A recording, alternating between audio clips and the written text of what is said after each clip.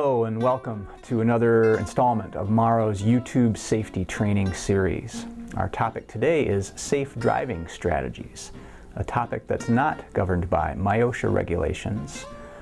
The Department of Transportation and the state police enforce the laws and regulations that affect us while we're on the road, but it is nevertheless a very important workplace safety issue. In many cases with workplace safety topics, the importance of personal accountability is stressed. And with safe driving strategies, this takes that accountability almost to another level. There is an extra layer of patience and caution that's required to operate a motor vehicle safely, because in many cases, we as drivers need to accommodate the potentially unsafe and even inappropriate driving behaviors of others. And it takes that extra layer of caution to protect our own safety and that of our precious cargo when we're carrying passengers. The National Safety Council has gathered statistics indicating that motor vehicle crashes are the #1 cause of work-related injuries. And while this is not a topic that's governed by MIOSHA regulations, federal OSHA has issued some guidelines with regard to safe driving. And they've indicated that every 10 seconds an injury occurs and every 5 seconds a crash. Our focus today will be in recognizing what some of those risks are with an attempt to drive defensively to keep you and your passengers safe. In discussing safe driving strategies, we'll talk about some accident causes, a few items that should be paid attention to before we even get behind the wheel with some pre-trip safety issues, primarily inspection items. We'll provide a brief summary of the critical elements of defensive driving and address some special conditions that we might face when on the road, dealing with bad weather or perhaps with a vehicle breakdown. If you have any questions or comments about this presentation, my contact information will appear at the end of the video. When something goes wrong on the road, usually an accident can be assigned to 3 different categories of causes. Something to do with the vehicle, like a mechanical problem, the surface conditions of the road, like bad weather, or driving behavior. And that's where we'll focus our time today, is on driving behavior. These driving behaviors that might contribute to an accident are referred to as human factors, and they include distraction, a factor in an estimated 25 to 30% of all traffic crashes, and perhaps one of the biggest issues that we face when on the road today. Frustration. It's important that we avoid engaging in the conflict that might result from the aggressive driving behavior of others. Fatigue, which we normally think of for those who are operating vehicles over longer distances, over the road truck drivers, for example. When in fact, even if you're going just across town, if you are fatigued, if you're not well rested, your reaction time can be compromised, and therefore the safety of you and your passengers be placed at risk. And also alcohol and drugs remain involved in 40% of all fatal motor vehicle crashes. It's against the law, and it should be, and there's zero tolerance for that in the workplace, as there should be. Some pre-trip safety inspection items to pay attention to include those outside the vehicle, under the hood, inside the vehicle. A checklist should be developed to conduct these walk-arounds and inspections daily. They should include an examination of the safety restraint devices, with particular attention paid if we're operating a vehicle that transports individuals who are using wheelchairs, because they will have lifts and additional safety restraint, usually a 4-point tie down to secure the wheelchair. It's also important for these passengers to have a lap and shoulder belt as well to restrain the passenger. As far as safety equipment goes, the basic 3 includes a portable fire extinguisher, a first aid kit, and some type of a device. That which you see in the video now includes flares or a reflective triangle. It could even be bright colored cones. Anything that's bright enough to warn oncoming traffic in the event that the vehicle becomes disabled and there's a breakdown. And we should have 3 of these items, whether they're flares, triangles, or cones. The checklist that I referenced earlier could include a walk-around to check for external damages, checking fluid levels, including oil, transmission, brake, coolant, and windshield washer fluid, checking wiper blades to make sure that they're in proper condition before we get underway, checking tires both for wear and proper inflation, all lights and turn signals, and adjust all mirrors, both rear view and side view. And make sure that you and all of your passengers fasten your safety belt before you get started on your trip. The three basic critical elements of defensive driving strategies include scanning well ahead down the road when we're driving. On the open highway, that should be as much as a half a mile ahead, and in a congested or urban area, approximately 1.5 blocks. It's important to look ahead, not just directly in front of the vehicle that we're operating, but to scan well forward to check for conditions which might lead to a problem so that we can avoid them before they're encountered. It's a very important element of defensive driving strategies. We should also use mirrors to scan, so we're looking not just ahead, but to the side and behind our vehicle, and these should be checked approximately every 5 to 8 seconds. And it's important to look for blind spots as well, ensuring that other drivers don't position their vehicle in our blind spot, and checking to make sure that we as drivers are not in someone else's blind spot as well. With larger vehicles, that's very easy to detect with a bus or a semi. If you can't see their side view mirrors, the driver of that vehicle probably can't see you. With passenger vehicles, the primary risk for a blind spot is when we as drivers are positioned behind the vehicle and to the right. And when that is the case, if you cannot see inside the passenger car to view the driver's rear view mirror, then they probably can't see you and we're in their blind spot as well. The second critical element of defensive driving involves communicating based on what we observe when we scan ahead. Sometimes in response, we need to adjust the position of our vehicle, or perhaps signal whether we're going to change direction or even change lanes. Hazard lights if we come to a stop, and potentially utilizing the horn, although we want to be cautious about that so that other drivers are not led to believe that we are engaging in aggressive behavior. But there are times when a tap on the horn is appropriate to warn another driver if we need to adjust our position. And the third critical element of defensive driving is kind of the heart and soul of the matter, which involves maintaining the cushion of safety, which is the area around our vehicle that we try to maintain free from other vehicles and certainly other pedestrians.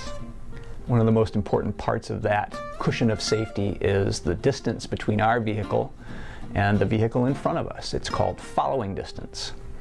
And there's two methods that we can use for gauging or measuring that distance. The first is to estimate vehicle lengths, and it's recommended that we position our vehicle at least one length behind the car in front of us for every 10 miles per hour that we're traveling. So for example, at 30 miles per hour, we should be 3 car lengths behind the vehicle in front of us. A more commonly used technique is a timing technique, whereby we measure or begin counting when the vehicle in front of us passes a major landmark, a large tree, a billboard, or perhaps they go under a bridge. And then we start counting 1001, 1002. And if we're driving a passenger vehicle, it's recommended if we're going under 40 miles per hour that following distance be 2 seconds. And if we're going faster than that, over 40 miles per hour, that be 3 seconds.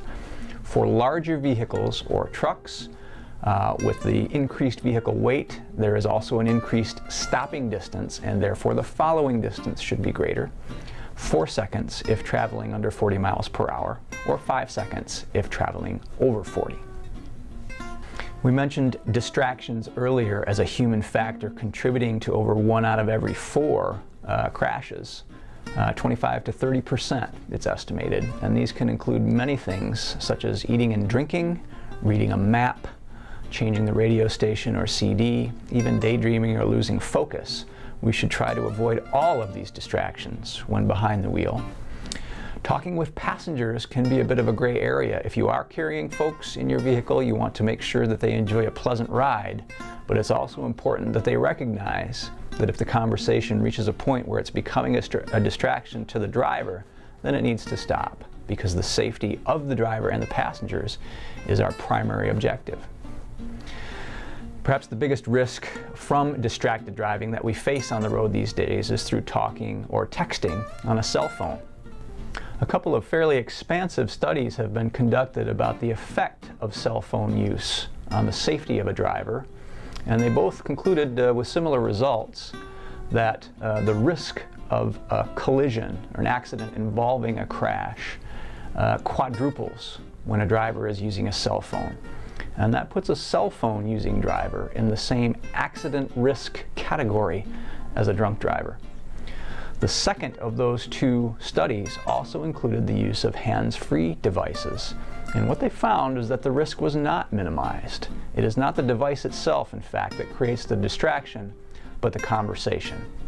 It's therefore our recommendation here at MARO that employers develop a policy that prohibits cell phone use while operating a motor vehicle on behalf of your employer to reduce the potential for that distraction that significantly increases the risk. If we get a call, we find a place to safely pull over and take it, or if we need to place a call, same strategy. But it's important that we not allow that distraction to compromise our safety or that of our passengers. In addition to cell phone safety, there are other issues that we face as drivers. If you ever have to refuel your vehicle while working, it's important to stay with the pump. In today's vehicles, with all the electronics and many of the coatings that are on the fabrics now, it's very easy to pick up a static charge. And when we're fueling, the vapors that are emitted by gasoline are flammable. And so if that static is discharged in the presence of flammable vapors, there is the risk of an explosion. Therefore, we should remain with the pump when fueling, and if we ever forget and get back in the car while the pump is operating, when we get out, we should touch the metal door at a distance from the pump to discharge that static before we return nearer to those gasoline vapors. And many of you know, if you spend much time on the road at all, that eventually when we're driving, we will probably encounter the aggressive driving of others, whether it's being tailgated or someone cuts us off, or perhaps another individual wants to gesture or engage in unfriendly conversation. The most important safety advice I can give you about that is to let it go. If we have a tailgater, in fact, it's usually recommended that we slow down a little bit to allow that person who's driving aggressively to move on, to pass, and do what they're doing somewhere else. And we should never engage any other driver when they are operating aggressively, even avoiding eye contact, because anything that that other driver might interpret as our intent to engage them can only lead to escalation, and nothing good can happen. So as difficult as that can be in some instances, it's important when we encounter aggressive driving to let it go. To address a few special conditions that we might face while driving, beginning with bad weather. If the road is slippery due to snow or ice, the best safety advice is the most straightforward, and that's to slow down. The Michigan State Police developed a slogan for safe driving strategies during the winter months, and that is, in ice or snow, take it slow. And again, that's the best advice, is to allocate the extra time and resources to reach your destination safely. And we need to slow down and lower our rates of speed. Remember that bridges and underpasses freeze first when the weather first turns cold. And if the vehicle skid, we should take our foot off the accelerator and turn in the direction of the skid. That means if the back end of our vehicle swings out to the left, we should turn the wheel to the left. If the back end swings out to the right, after taking our foot off the accelerator, we should turn the wheel to the right. And it's not just in ice and snow that surface conditions can become slippery. If the road is wet, a loss of traction can occur. It's the unsettling feeling when the rubber doesn't meet the road anymore, known as hydroplaning. And that's not just a highway phenomenon. That can happen at speeds as low as 30 miles per hour. We also need to be cautious of restricted visibility. Again, especially during bad weather, it's important to both see and be seen, which means we scrape snow and ice from all window surfaces, not just a small porthole in the windshield, but the entire windshield, the rear window, all side windows, mirrors, headlights, taillights, and turn signals. It's important to be extra careful during the transition hours of dawn and dusk when our headlights can't do the job as well as they're designed to because it's not fully dark yet. So be extra cautious during those early morning and evening hours. Make sure, again, that wipers and blades are in proper condition before we get underway. And if you encounter foggy conditions, make sure that the headlights are on low beam. Here in Michigan, statistics have been gathered indicating that car and deer collisions cause over $130 million in damage annually. Most fatalities or injuries, however, occur when drivers swerve to avoid the deer that's in the road. but instead hit perhaps a fixed object or another vehicle. So it's recommended that we don't swerve, but instead hold the steering wheel with both hands and come to as controlled a stop as possible. The slogan, again, that's been developed by the Michigan State Police is "Don't veer for deer." Backing up causes more accidents than any other driving activity, and as a rule, therefore, when we're driving on behalf of our employer, whenever possible, we should avoid it. Mirrors, especially on the passenger side, can be misleading regarding how close objects are, so it's important to turn your head and look. And for the best view when you do need to back up, particularly if you need to turn into a parking spot, for example, while in reverse, it's best to back to the driver's side of the vehicle, then move slowly, cautiously, and only as far as you have to. And finally, when dealing with a vehicle breakdown, the most important thing to consider is the position of your vehicle. And that's your primary consideration, is to try to pull to a safe position. Even when we are experiencing a breakdown, we usually have a few seconds to make that decision. And it's important that we try to get to as safe a ground as possible. Usually we'll stay with the vehicle to keep passengers calm.